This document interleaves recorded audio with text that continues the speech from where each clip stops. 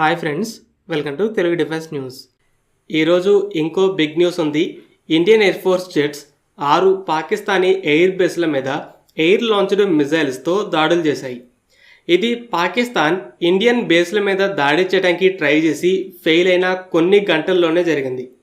Reports ప్రకారం మన jets first రోజు దాడి చేసినట్టు మన ఎయిర్ స్పేస్లో దూరంలో ఉండి మిజైల్స్ని ఫైర్ చేయడం కాదు, ఈసారి పాక్ లోపలికి వెళ్ళి చాలా లోపల ఉన్న టార్గెట్స్ని ధ్వంసం చేశాయి. ఈ దాడుల్లో ఫస్ట్ నుంచి వాడుతున్న స్కాల్ప్ మిజైల్స్ అయితే పక్కాగా ఉన్నాయి. సుకోయిస్, బ్రహ్మోస్ని వాడుతున్నట్టయితే ఎలాంటి న్యూస్ లేదు. ఈ మిజైల్ అటాక్స్లో ఎయిర్ ఫోర్సే పార్టిసిపేట్ చేస్తుంది. ఆర్మీ మిజైల్స్ని అయితే ఇంకా వాడట్లేదు. దీన్ని బట్టి ఇండియా ఇంకా పూర్తి స్థాయి యుద్ధంలోకి దిగలేదని అర్థమవుతుంది. కానీ పాక్ మాత్రానికి ఆల్రెడీ అల్లకల్లోలం అయిపోయింది.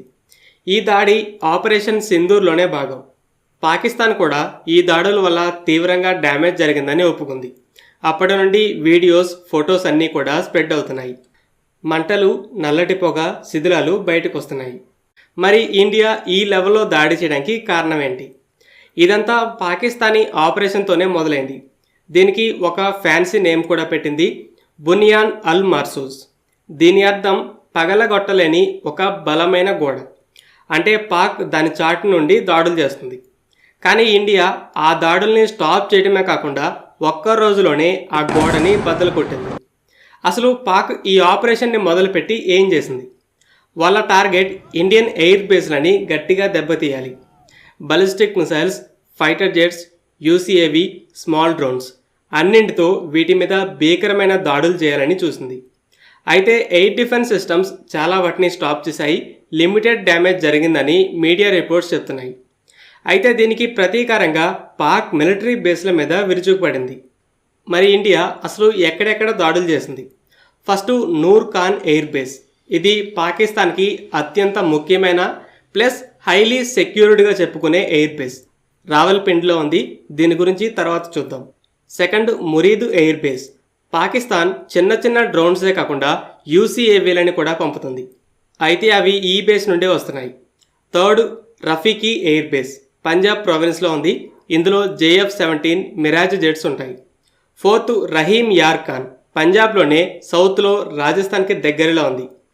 ఇక పంజాబ్లో ఇంకో బేస్ చునియాన్, అలాగే సింధ్లో సుక్కూర్ బేస్ల మీద దాడులు జరిగాయి. ఓవరాల్గా ఇండియా పాక్ ఎయిర్ ఫోర్స్ ఏ బేస్లని ఇండియా మీద వాడుతుందో వాటి మీద పెద్ద లెవెల్లో దాడులు చేసింది. కానీ నూర్ ఖాన్ బేస్ మీద చేసిన దాడి మిగిలిన వాట్లా కాదు, ఒక మెసేజ్ని పంపింది. మరి అంతలా ఇది ఎందుకు స్పెషల్?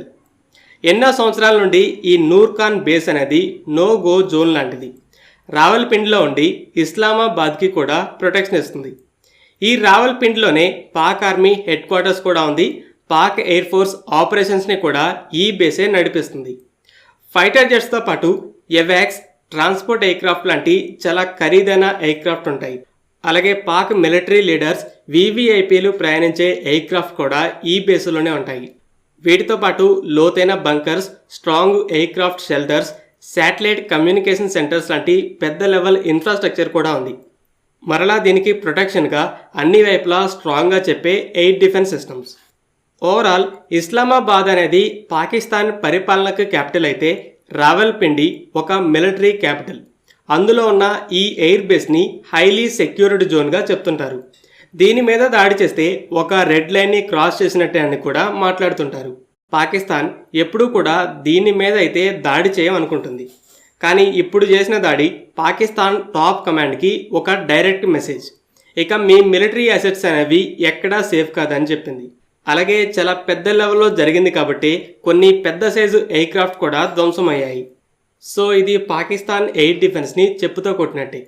మోస్ట్ సెక్యూర్డ్ ఎయిర్ బేస్నే కాపాడుకోలేకపోతే ఇంకేంటి మీ డిఫెన్స్ అని అవమానం లాంటిది. ఇలా ఈరోజు 2 దేశాలు చేసుకున్న దాడులతో ఎవరి డిఫెన్స్ ఎలా ఉందని క్లియర్గా ఎక్స్పోజ్ అయింది. ఆల్రెడీ S-400 ఆకాశ్ సిస్టమ్స్ అనేవి ఇన్కమింగ్ మిజైల్స్, ఈవెన్ ఫైటర్ జెట్స్ని కూడా డౌన్ చేసి మంచి పేరుని తెచ్చుకున్నాయి. అయితే ఈ డిఫెన్స్ నెట్వర్క్లో మరో important player Barak eight aka MR-SAM air defence system అనేది అనుకున్న దానికంటే బెటర్ పర్ఫార్మెన్స్ ఇచ్చింది.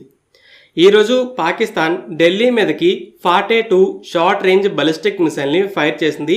అయితే బరాక్ 8 షీర్షా దగ్గరే దాన్ని డౌన్ చేసింది. ఇంతకుముందు పాక్ ఇదే మిజైల్ని S-400 సిస్టమ్ కూడా ఆపలేదని క్లెయిమ్ చేయగా, మెయిన్గా క్రూజ్ మిసైల్స్ కోసం డిజైన్ చేసిన సిస్టమ్ దాన్ని స్టాప్ చేసేసరికి పాకిస్తానీ అఫెన్సివ్ కేపబిలిటీస్కి మరో చెంపదెబ్బ. ఈ బరాక్ 8ని ఇండియా, ఇజ్రాయెల్ కలిసి డెవలప్ చేశాయి. 70 కిలోమీటర్ల రేంజ్లో ఎయిర్ క్రాఫ్ట్ని డౌన్ చేయగలదు. 25 కిలోమీటర్స్ రేంజ్లో క్రూజ్ మిసైల్స్.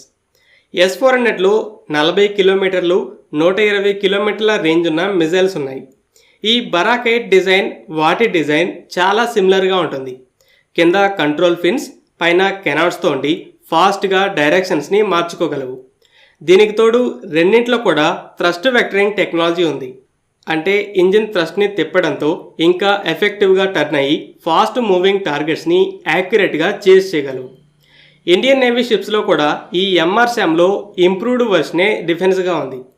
పాకిస్తాన్ కొంతకాలం క్రితం 280 కిలోమీటర్ల రేంజ్తో స్మాష్ అనే యాంటీషిప్ బలిస్టిక్ మిసైల్ని టెస్ట్ చేసింది. ఇండియన్ ఎయిర్ క్రాఫ్ట్ క్యారియర్స్ని కూడా ఛాలెంజ్ చేసిందని తెలిసింది.